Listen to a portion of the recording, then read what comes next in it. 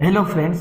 तो आज हम इस वीडियो में बात करने वाले हैं एक्सरसाइज 1.4 का इंट्रोडक्शन, यानी कि एक्सरसाइज 1.4 में किस टाइप के क्वेश्चन है उसके बारे में बात करने वाले हैं। तो मैं अभी आपको रिकॉल करवा देता हूँ कि अभी तक हम लोग कौन सी एक्सरसाइज में कौन से टॉपिक पढ़ के आए हुए हैं। तो सबसे पहले अगर हम बात करें 1.1 में, तो सबसे पहले हमने देखा था कि किस कलेक्शन को सेट बोलते हैं, यानी कि हम सेट की डेफिनेशन सीख के आए हैं। और दूसरा क्या सीखा था? दूसरा हमने ये सीखा था रिप्रेजेंटेशन ऑफ सेट। क्या सीखा था? Representation of set. सेट को दो तरीकों से रिप्रेजेंट करा जाता है, एक है सेट बिल्डर फॉर्म और दूसरा था रोस्टर फॉर्म। अब बात करते हैं एक्सरसाइज 1.2। तो उनमें कौन से टॉपिक थे? तो सबसे पहले टॉपिक की बात करें तो था एम्प्टी सेट, यानी कि ऐसा कलेक्शन, ऐसा सेट कि जिसमें कोई भी एलिमेंट ना हो। और एम्प्टी सेट को दो और अलग अलग नेम से बोला जाता है, एक है वॉइड सेट और दूसरा है नल सेट। और उसको 5 से डिनोट करते थे। उसके बाद कौन क्या था? Finite set.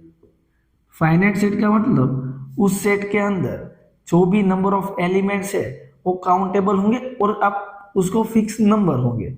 और दूसरा हमने देखा था इनफाइनाइट सेट। अब बात करें 1.3 की, तो अभी अभी देखा ना हमने अगले वाले वीडियो में, क्या था? सबसेट। और एक रियल नंबर है, उस रियल नंबर की लाइन, उसके हम पार्ट्स ले ले तो वो भी सबसेट होते हैं रियल नंबर के, उसको हम बोलते थे इंटरवल। और 4 टाइप्स के इंटरवल देखे थे, open to open, close to close, open close, close open, है ना। उसके बाद हमने क्या देखा था? तो क्या देखा था? Power set. Sir power set क्या था? तो कि कोई भी सेट के पॉसिबल जितने सबसेट है उन सबसेट का एक सेट बना दो तो होता था पावर सेट। और लास्ट देखा था यूनिवर्सल सेट।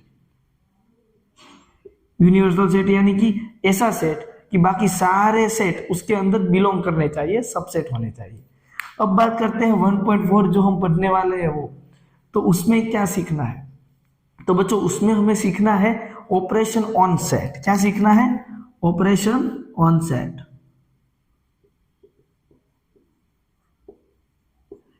मतलब कि सेट के ऊपर कौन से ऑपरेशंस होते हैं।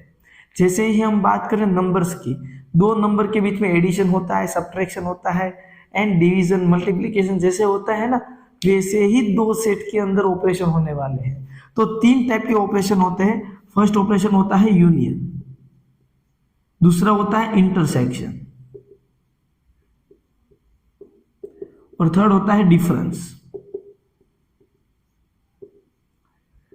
तो सबसे पहले हम यूनियन की बात करेंगे। तो यूनियन करते हैं, स्टार्ट यूनियन। तो यूनियन एक ऑपरेशन है जो होगा दो सेट के बीच में, और उसको डिनोट कैसे करते हैं? डिनोटेड बाय,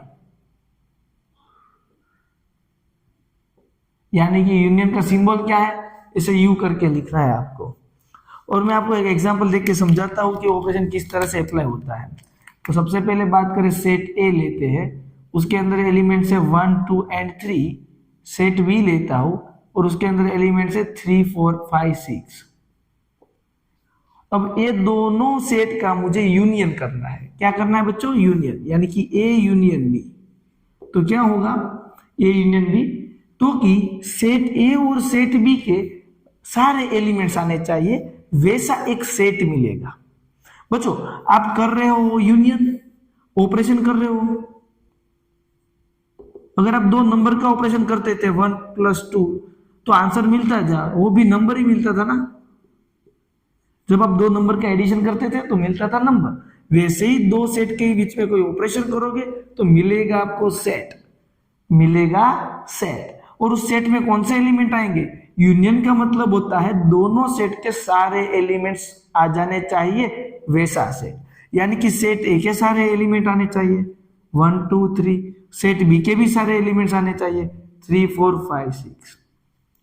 लेकिन यहां पे आपको एक बात ध्यान में रखनी है, कोई सेट के अंदर एक एलिमेंट रिपीटेशन होना नहीं चाहिए। तो यहां पे आप देख सकते हो 3 2 बार आया तो हम लेंगे एक बार ही, यानी कि यूनियन का मतलब क्या हुआ? तो सेट ए के सारे एलिमेंट्स एंड सेट बी के सारे एलिमेंट्स कंटेन करने वाला एक सेट होगा और कॉमन एलिमेंट्स दो होंगे दोनों सेट में, उसको हम लेंगे ओनली वन टाइम्स। राइट, समझ में आया यूनियन की definition? Two set A and B, the A union B is a set for every element contain set A and B and common element taken only one. Common element हम only one times ही लेने वाले हैं, उनसे ज्यादा लेंगे नहीं। अच्छा, तो ये मैंने डेफिनेशन आपको एग्जांपल थ्रू समझाया। अगर इसको मैथमेटिकली समझे तो हम इस डेफिनेशन क्या समझने वाले हैं? मैथमेटिकली। मैथमेटिकली डेफिनेशन को कैसे लिखते हैं? तो कि ए यूनियन बी, तो एक हमें ऐसा सेट मिलेगा जिसमें एक्स टाइप के एलिमेंट होंगे और वो एक्स आपको सेट ए में से लेने हैं, यानी कि सेट ए के सारे एलिमेंट्स, और साथ साथ में एक्स के बिलोंग्स टू बी, मतलब कि वो एलिमेंट बी में से भी होना चाहिए, या तो वो एक्स बिलोंग्स टू बोथ, या तो दोनों में हो वैसे सारे, मतलब कि ए के भी लेने हैं बी के भी लेने हैं और दोनों में वो एलिमेंट भी काउंट करना है आपको। तो वैसे मिलने वाला सेट को हम बोलते हैं यूनियन। बहुत इजी क्वेश्चन था, सॉरी बहुत इजी ऑपरेशन था। अब इसकी हम प्रॉपर्टीज भी देखते हैं। क्या देखने वाले हैं हम? प्रॉपर्टी।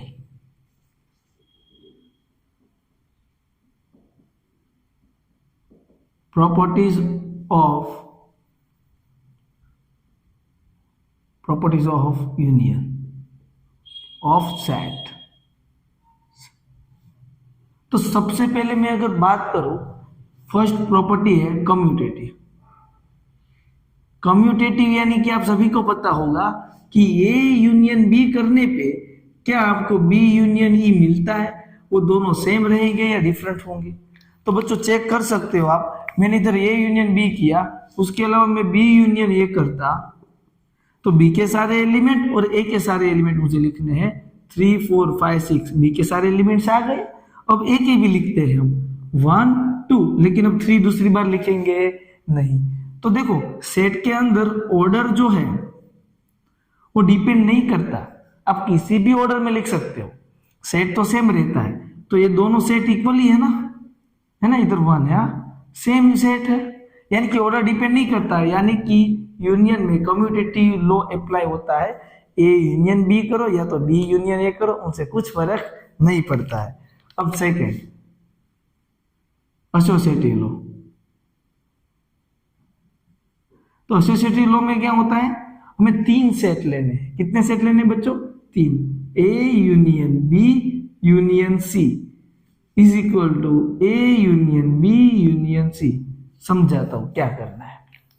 तो बच्चों हमें एसोसिएटिव समझाने से पहले मैं एक बात बताता हूं। अगर हम 2 + 3 + 1 ऐसा गिवन है, तो कोई बच्चा क्या करेगा, पहले इन दोनों का एडिशन करेगा, जो कितना होता है 4, उसके बाद में वो 2 का एडिशन करता है, आंसर 6 लाता है। लेकिन कोई बच्चा है वो ऐसे नहीं सोल्व करता, वो इन दोनों को पहले एडिशन कर लेता है, तो होता है 5, बाद में इन दोनों का एडिशन करता है 6, आंसर सेम आता है। तो यही एसोसिएटिव लॉ कहता है कि आप पहले बी यूनियन सी निकाल दो, तो एक सेट मिलेगा, उस सेट का आप सेट ए के साथ फिर से यूनियन करो, या तो पहले ए और बी का यूनियन करके एक सेट निकालो और सी के साथ यूनियन करो। तो अभी सभी को पता है ए बी यूनियन सी करने पे बी और सी के सारे एलिमेंट्स आ जाएंगे, और वो सारे एलिमेंट्स बी और सी के हैं, ए के साथ यूनियन करोगे तो ए बी सी के सारे एलिमेंट्स आ जाएंगे, है ना।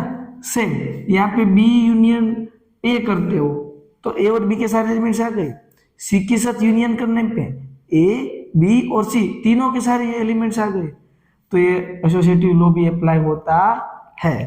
थर्ड हम बात करें कि खुद के साथ ऑपरेशन करा जाए, खुद के साथ ऑपरेशन करा जाए, ए यूनियन ए।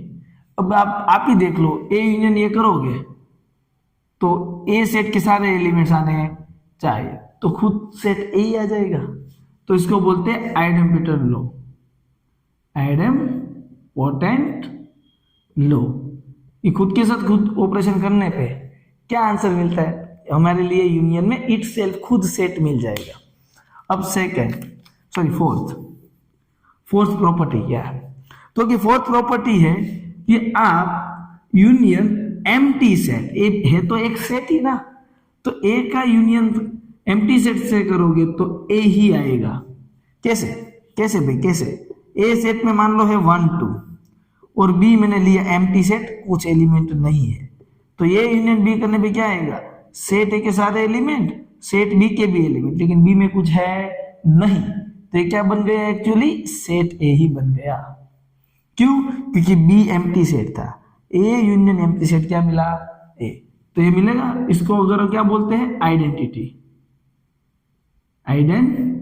क्यों आइडेंटिटी बोलते हैं बच्चों, आपको भी पता है कि 2 में ऐसा क्या ऐड करने पे 2 आंसर आता है, तो आप बोलते हो 0, तो एडिशन के लिए 0 आइडेंटिटी हुआ, तो यूनियन के लिए एम्प्टी सेट आइडेंटिटी है, क्योंकि एम्प्टी सेट के साथ किसी भी सेट का ऑपरेशन करते हो तो वो खुद सेट आता है, इसलिए। अब हम फिफ्थ लास्ट बात करते हैं, ए सेट का यूनियन यूनिवर्सल सेट के साथ करा जाए, ए सेट का यूनियन यूनिवर्सल सेट से करा जाए, तो यूनिवर्सल सेट सबसे बड़ा सेट होता है। यूनिवर्सल सेट क्या होता है, सबसे बड़ा सेट, बाकी सारे सेट उसका सबसेट होते हैं, यानी कि ए सेट में मान लो है 1 2, तो यूनिवर्सल सेट में है 1 से लेके 4 तक, 1 2 3 4, तो आप इन दोनों का यूनियन करोगे तो 1 2 तो उसमें आने ही वाले हैं ऑलवेज, तो आपको मिलेगा क्या, यूनिवर्सल सेट ही मिलेगा। तो बच्चों ये यूनियन मैंने पूरा आपको समझा दिया कि 2 सेट के जोड़ना है, सारे एलिमेंट्स लिखने हैं, लेकिन common elements taken by only 1, याद रखेगा। एग्जांपल्स देखते हैं तो यूनियन को और आप इजीली समझ पाओगे।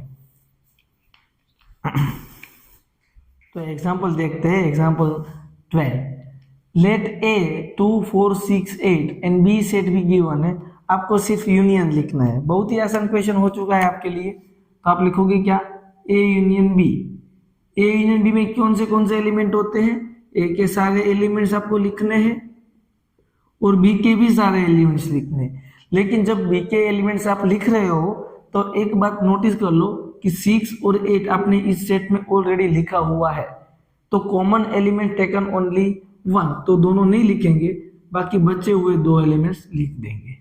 बहुत ही आसान क्वेश्चन था।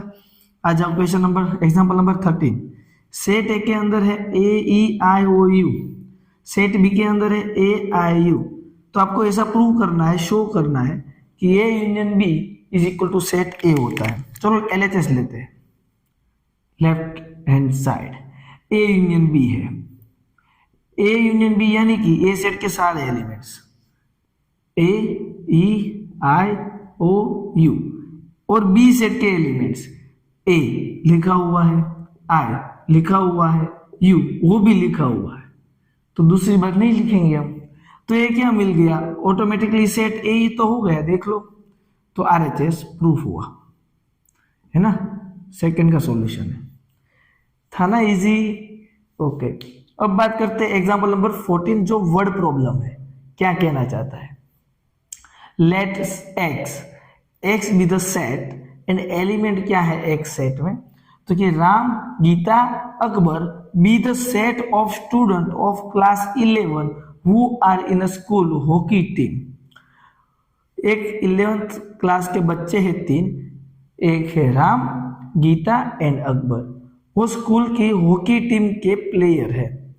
अब बात करते हैं वाई सेट की, तो Geeta, David and Ashok be the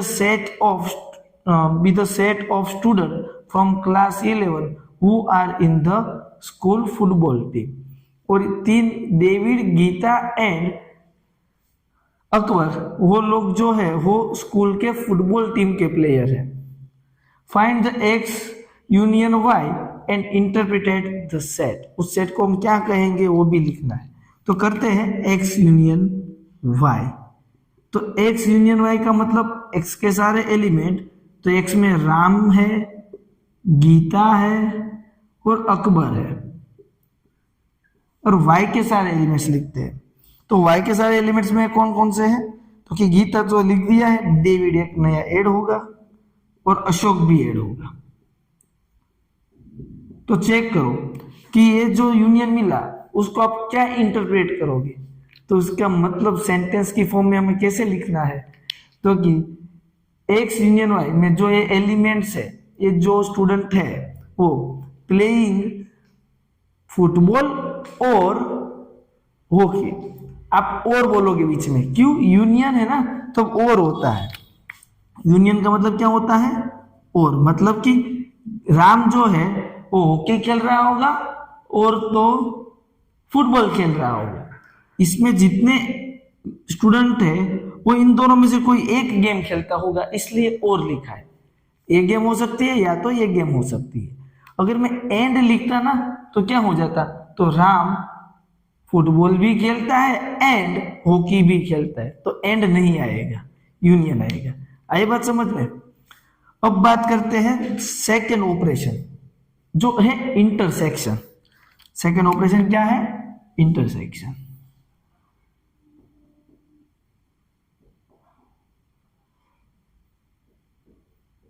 तो इंटरसेक्शन डिनोटेड बाय उल्टा यू, जो यूनियन की साइन है ना उसे उल्टी है, डिनोटेड बाय इस तरह से। और ये क्या है? ये भी एक ऑपरेशन ही है। जब भी कोई ऑपरेशन होता है दो सेट में तो आंसर तो आपको सेट ही मिलेगा। मतलब कि एक एग्जांपल लेते हैं, सेट ए के अंदर एलिमेंट है 1 2 3 और बी सेट के अंदर एलिमेंट है 3 4 5 6। अब मुझे इन दोनों सेट का इंटरसेक्शन करना है। क्या करना है? इंटरसेक्शन। पहले ही बता देता हूं, इंटरसेक्शन का मतलब होता है एंड। क्या होता है? एंड। तो इसका मतलब हुआ ए एंड बी में आने वाले एलिमेंट का सेट, यानी कि दोनों में जो कॉमन एलिमेंट है सिर्फ वही एलिमेंट आएगा, उसके अलावा कोई एलिमेंट आ सकता नहीं है। तो दोनों में हुआ ऐसा एक ही एलिमेंट है 3, तो हम ऐसा कह सकते हैं 3 सेट ए में भी है एंड बी में भी है। तो एंड में आपको कौन से एलिमेंट्स लेने हैं कि दोनों सेट के अंदर हो वही एलिमेंट्स आएंगे। अगर मैं इसको मैथमेटिकली लिखूं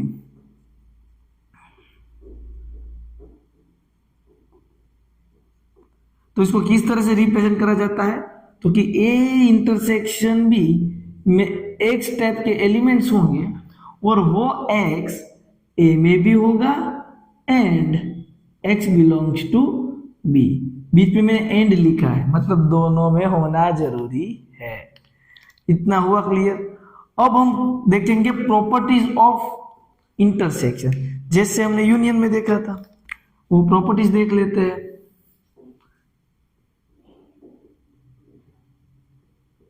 properties of intersection of sets. तो देखो, सबसे पहली प्रॉपर्टी कौन सी हमने देखी थी? Commutative law. तो कम्यूटेटिव लॉ का मतलब क्या होता है कि आप ए इंटरसेक्शन बी करो, क्या वो ही बी इंटरसेक्शन ए होता है या चेंज हो जाता है? अरे भैया चेंज नहीं होगा, सेम रहेगा। ए इंटरसेक्शन बी करो या बी इंटरसेक्शन ए करो, लेने तो दोनों के कॉमन एलिमेंट्स ही है ना, तो कम्यूटेटिव लॉ ऑलवेज सेटिस्फाई होगा।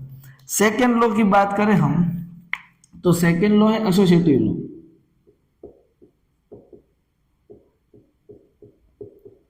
तो एसोसिएटिव लॉ में क्या आएगा, तो कि A intersection B intersection C करते हो आप।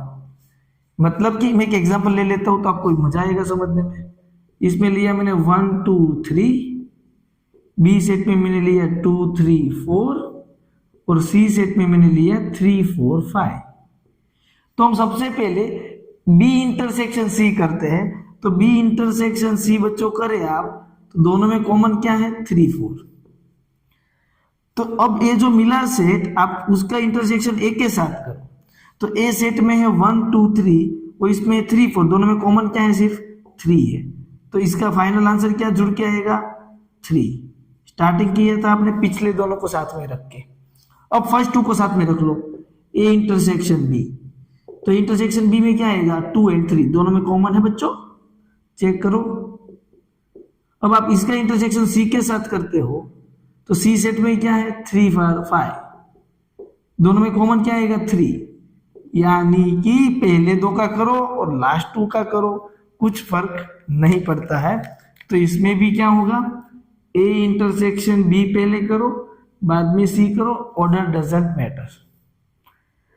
अब थर्ड प्रॉपर्टीज देखते हैं, खुद के साथ खुद का ऑपरेशन, ए इंटरसेक्शन ए में ए के साथ इंटरसेक्शन करूं तो दोनों में कॉमन एलिमेंट्स, एक के सारे एलिमेंट्स आ जाएंगे ना बच्चों। इसके साथ में इंटरसेक्शन करूं तो दोनों में सेम सेट ही है, सारे एलिमेंट कॉमन आएंगे। इसको कौन सा लॉ बोलते हैं, आइडेम्पोटेंट लॉ, आइडेम्पोटेंट लॉ। खुद के साथ ऑपरेशन करने में खुद मिलने वाला है इसमें।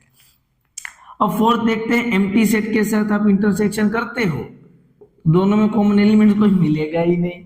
किसी मजाक वाली बात कर ली, जैसे कि मैंने सेट में लिया 1 2 और इसमें कोई एलिमेंट ही नहीं, बोलो कॉमन एलिमेंट क्या होगा। अरे भाई पिछले वाले सेट में कोई एलिमेंट ही नहीं है तो कॉमन तो कोई होने वाला नहीं है, तो एम्प्टी सेट आएगा। फिफ्थ बात करते हैं, यूनिवर्सल सेट के साथ करो। तो बच्चों आपको भी पता है कि यूनिवर्सल सेट के अंदर एक के सारे एलिमेंट्स आते हैं, तभी तो यूनिवर्सल सेट है। यूनिवर्सल सेट यानी कि इतना बड़ा सेट, सारे सेट उसके अंदर होंगे। तो ए सेट के एलिमेंट्स यूनिवर्सल में तो है, तो इन दोनों में इंटरसेक्शन करना है, इन दोनों में कॉमन कौन से होंगे, तो कि ए खुद होगा, क्योंकि एक के सारे एलिमेंट्स इसमें होने वाले हैं तो सारे कॉमन हो जाएंगे ए सेट के, राइट। तो इंटरसेक्शन हमने देख लिया, यूनियन के एग्जांपल्स भी देख लिए, यूनियन भी देखा। अब इंटरसेक्शंस के एग्जांपल देखते हैं एंड हम लास्ट में देखते हैं डिफरेंस। अब डिफरेंस देखने के बाद वेन डायग्राम, उसके बाद हमारा 1.4 खत्म हो जाएगा। देखते हैं एग्जांपल्स और डिफरेंस ऑफ सेट। इंटरसेक्शन के एग्जांपल देखते हैं, जो यूनियन के एग्जांपल थे ना वही एग्जांपल है टेक्स्ट बुक में, जो इंटरसेक्शन करना है। बहुत इजी क्वेश्चन है। दोनों में कॉमन एलिमेंट कौन से है, तो 6 और 8 देख सकते हो आप।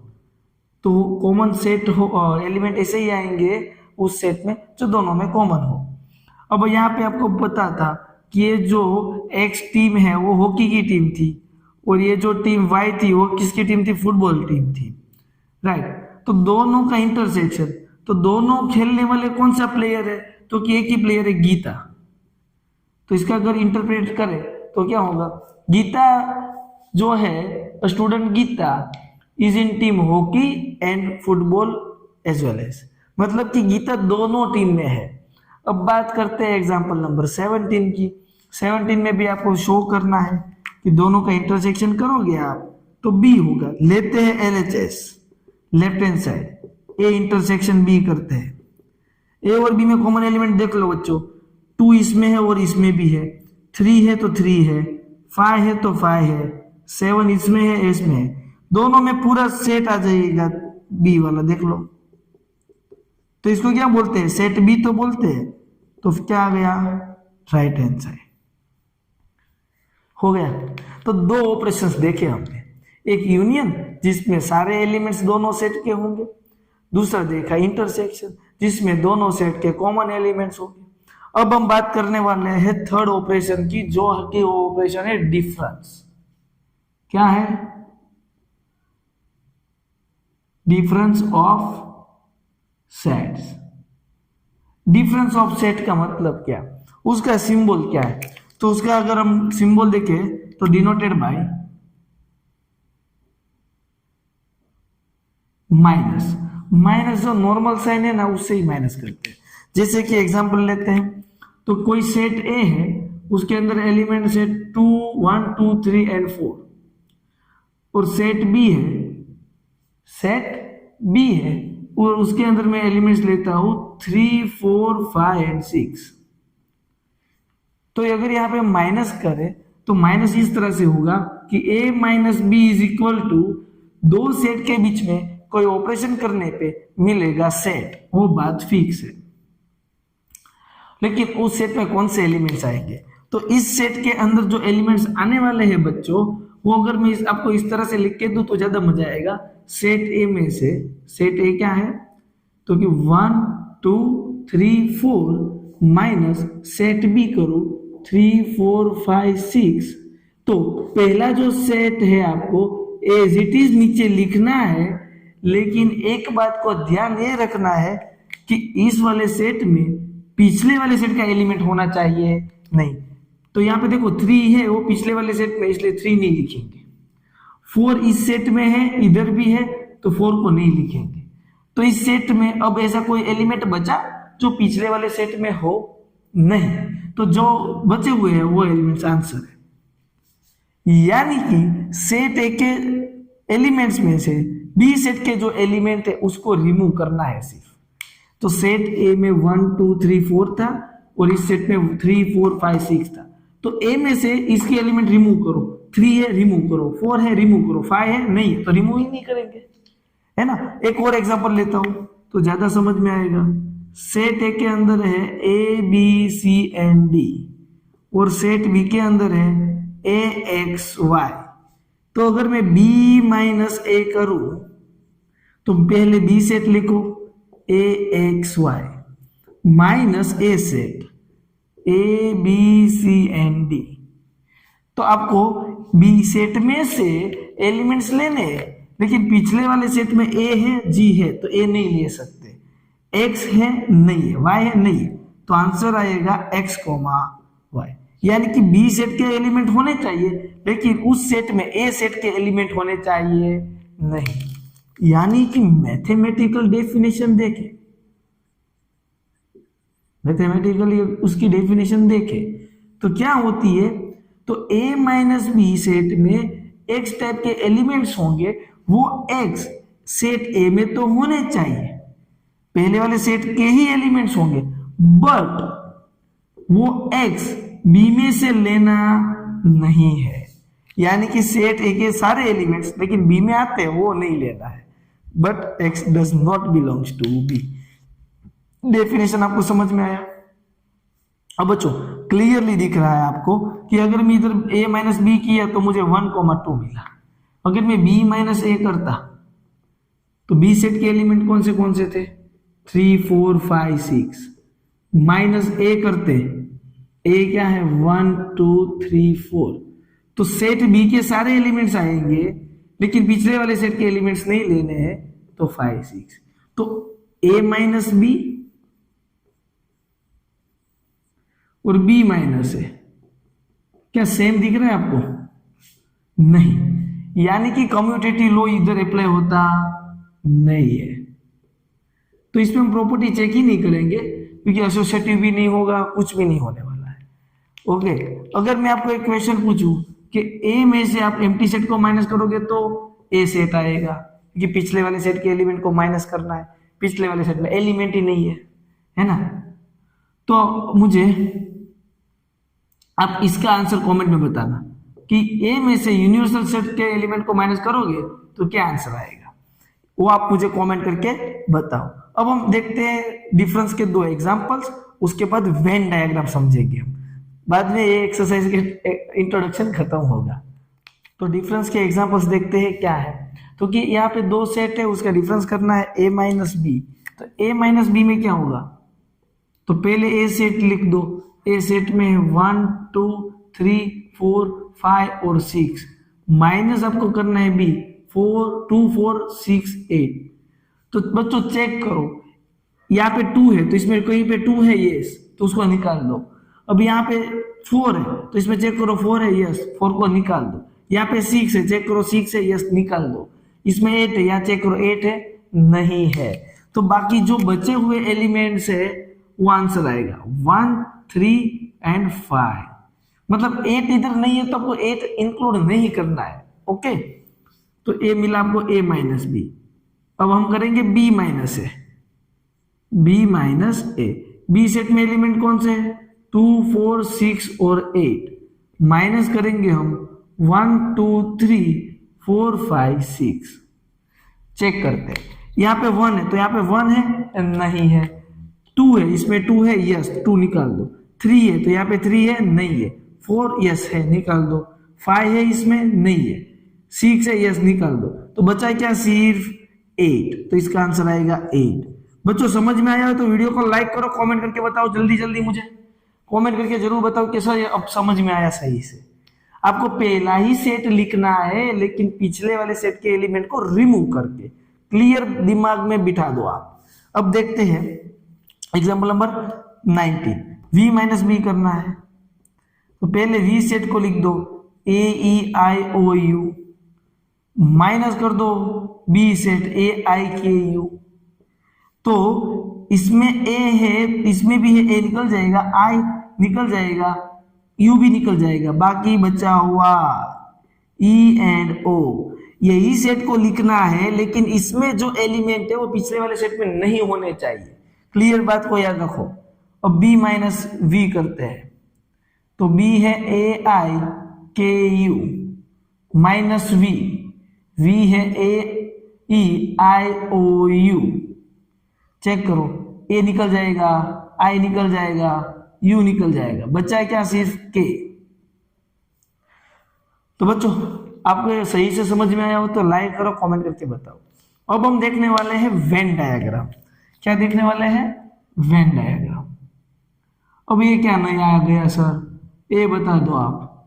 तो बच्चों वेन डायग्राम क्या है, तो कोई भी सेट को रिप्रेजेंट किस तरह से करेंगे ना, वो है। अगर आपको वेन डायग्राम समझ में आ गया ना, तो ये चैप्टर आपको बहुत इजी बन जाएगा आपके लिए। कोई फॉर्मूला याद नहीं रखना पड़ेगा, सब कुछ आप वेन डायग्राम से ही करोगे। वेन डायग्राम एक्चुअली में है क्या, तो कि रिप्रेजेंटेशन ऑफ सेट आपने 1.1 में देखा कि सेट बिल्डर फॉर्म में सेट को किस तरह से रिप्रेजेंट करते हैं, वैसे ही रोस्टर फॉर्म में कैसे करते हैं, राइट।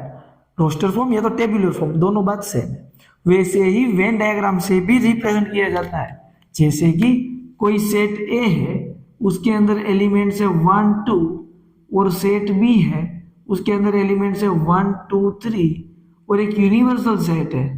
बच्चों मैं यूनिवर्सल सेट एक कॉमन लिखता हूं इधर, तो यूनिवर्सल सेट में है 1 2 3 4 5 6 एंड 7। यूनिवर्सल सेट ऐसा सेट होता है, बाकी सारे सेट उसके अंदर आने वाले हैं, है ना। तो यहाँ पे आपको एक बात दिख रही है, ए जो है वो बी का सबसेट है, ए जो है वो बी का सबसेट है, यानी कि ए के सारे एलिमेंट किसके अंदर है, बी के अंदर है। चेक करो, ए के सारे एलिमेंट्स बी सेट में है, तो ए इज सबसेट ऑफ बी। अब देखो यूनिवर्सल सेट है ना, उसको हम अगर वेन डायग्राम में ड्रॉ करें तो सबसे बड़ा सेट है, इसलिए उसको रेक्टेंगल से ड्रॉ करते हैं, रेक्टेंगल। और जो सेट है वो सेट को हम करेंगे सर्कल से डिनोट। किससे करेंगे, सर्कल से। अगर इसकी फिगर ड्रॉ करूं मैं, तो मैं सबसे पहले यूनिवर्सल सेट ड्रॉ कर देता हूं। एक पूरा रेक्टेंगल जो है वो क्या होता है, यूनिवर्सल सेट। तो मैं इधर ऊपर यू लिख दूंगा, इसका मतलब होता है ये यूनिवर्सल सेट है।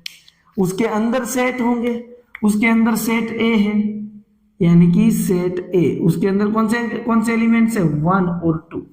सेट को हम सर्कल से रिप्रेजेंट करते हैं।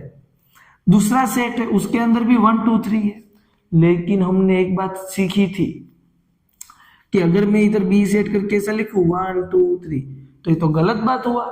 क्यों, कोई सेट के अंदर एक एलिमेंट एक ही बार लिख सकते हो आप, तो मुझे इसको इस तरह से ड्रॉ करना पड़ेगा।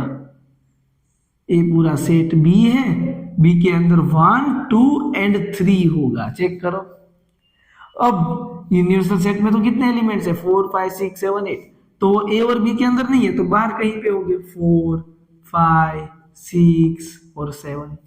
अब फिगर को समझ रहे हो, सबसे पहले मैंने सेट ए को ड्रॉ किया, उसके अंदर एलिमेंट्स थे, वो बी में तो है ही, तो बी के अंदर वो कंटेन करेगा। यानी कि जब एक सर्कल के अंदर दूसरा सर्कल हो, तो ये छोटा वाला सर्कल है वो इसका सबसेट होता है, क्योंकि इसके सारे एलिमेंट्स बी में, तो किसकी फिगर होती है, ए सबसेट बी की। चेक करो, है ना। तो हमने फर्स्ट फिगर देखा। अब हम देखने वाले हैं यूनियन। क्या देखने वाले हैं, यूनियन। सपोज सेट ए है, उसके अंदर है 1 2 एंड 3, और सेट बी है, उसके अंदर है 3 4 एंड 5। यूनियन और इंटरसेक्शन दोनों देख लेते हैं।